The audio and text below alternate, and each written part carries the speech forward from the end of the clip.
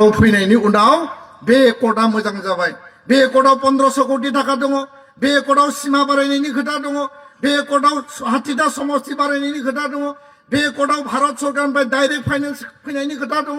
बे एकर्डआव बर' कसारी काउन्सिलनि पूर्णांग मर्यादानि खोथा दङ। दानायनि खोथा दङ। एसटी हिलनि खोथा दङ।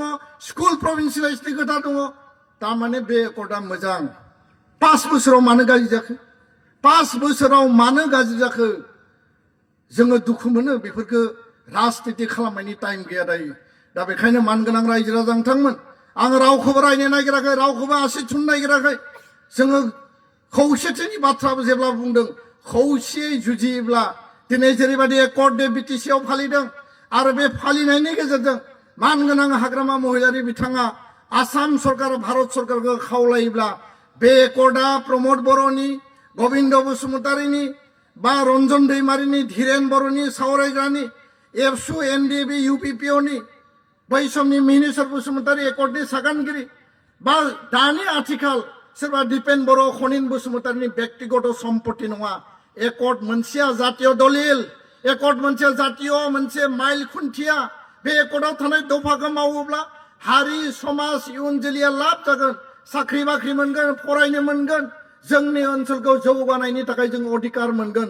आल्टिमेटलि बड'फानि आलादा रायजोनि थांखिसिम सहैनांगौनि थाखाय बे एकर्डआ 100% मावफुंजानांगौ। मानगोनां रायजो राजा नोंथांमोन, बेखायनो आङो बयखौबो गोसोआव हमथानानै खौसेयै जुजिलांनो थाखाय खावलायबाय आरो गणतान्त्रिक शान्तिपूर्ण आवाज आन्दोलन सावरायनाय एडभकेसि बिनि गेजेरजों जोंनि एकर्डखौ मावफुंनायनि थाखाय जोङो हाबा मावलांनांगोन। गोजोन लाबोनायनि खामानिखौ जों मावबाय, जोंनि दायित्वखौ जोङो फोजोबबाय, किन्तु एकर्ड मावफुंनायनि दायित्वआ भारत सरकार आसाम सरकारनि। एकर्डखौ टाइम बाउन्ड मावफुङाबा आन्दोलन जागोन, सोमावसारगोन, जों बेखौबो बुंदों।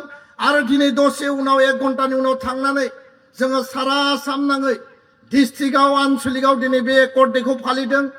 आरो लोगोसेनो पस्टेलनि गेजेरजों 10,000 पोस्ट कार्ड भारतनि प्रधानमन्त्रीनो, 5,000 इमेल भारतनि प्रधानमन्त्रीनो जोङो एकर्ड मावफुंनांगौनि थाखाय फाथायहरगोन। आरो बिनि गेजेरजों दुलाराय बर' फरायसा आफादा एकर्डखौ मावफुंनांगौनि थाखाय जोङो सोमावसारलांगोन, हाबा मावलांगोन। जिरायनानै थानायनि बाथ्रा गैया।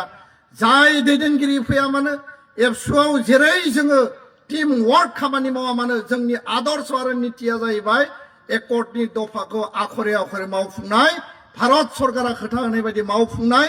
किन्तु राजनैतिक भाबै आसाम विधान सभायाव, भारतनि पार्लियामेन्टआव आरो बिटिसिआव बे एकर्डखौ मावफुंनो थाखाय समान समानै हाबा मावनांगोन, बोलो होनांगोन।